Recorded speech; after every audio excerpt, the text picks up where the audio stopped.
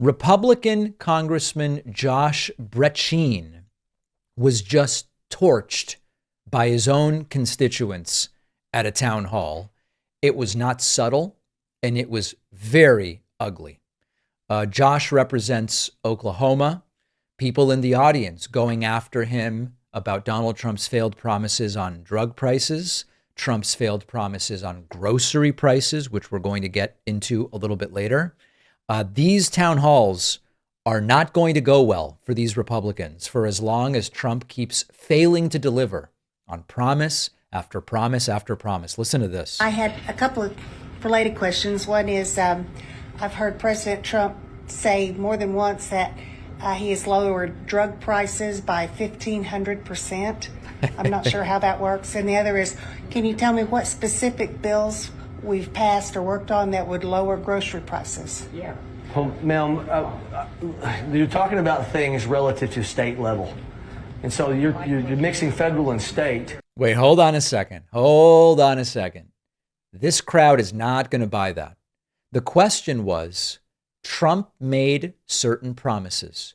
Tell me, Congressman, what has been done for Donald Trump to keep those promises?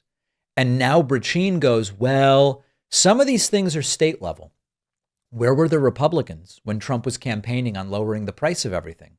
Where were the Republicans who should have said, you know, these aren't really promises that Trump should make because these are state level issues? No, they went along with it. And they said Trump's going to be the guy to lower prices. In terms of if you look at what the 18 enumerated powers say, the 18 enumerated powers that every member of Congress holds up their hand and swears an oath to uphold and defend the Constitution. And most people who run for Congress don't know those 18 enumerated powers. And they don't know the 10th Amendment that says the power is not delegated to the United States by the Constitution nor prohibited by it to the states or reserved to the states or their people respectively. Remember that he was asked for a list of bills. I'm not hearing that. And so what I'm saying to you is Oklahoma, if you want to have that conversation about grocery taxes, they've been having that conversation. Grocery taxes? What is he even talking about? It's a mush-mouthed meltdown. And there is something telling about these town halls. You know, you can certainly campaign by screaming about the border. You can do it, and sometimes you win. You can campaign by yelling about Hunter Biden, and sometimes that'll help you win. But then you're in power, and you sit down with constituents, which these Republicans are increasingly unwilling to do for obvious reasons. And when they say, wait a second, I still can't afford my medications. The grocery prices haven't come down. Electricity's up 10%. What is going on here? And then they don't have answers. It's not going to work. And what we, of course, knew is that the Trump economy was never designed to solve these problems. The Trump economy was really a branding exercise. It was a PR campaign. And the applause lines are how you measure success. Household budgets getting more balanced is not even part of it. And the problem now for Republicans like Brecheen is that voters are noticing. The promises get bigger and bigger and bigger.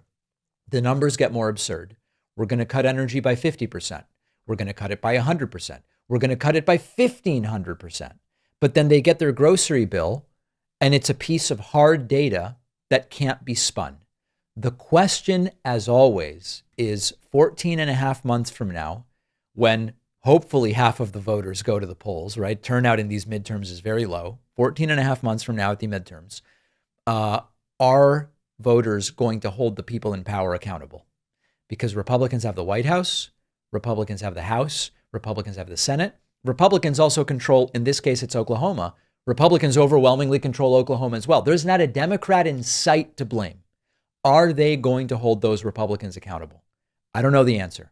Part of my job is to encourage them to do so. And that's increasingly going to be a conversation. So let me know what you think. info@davidpakman.com.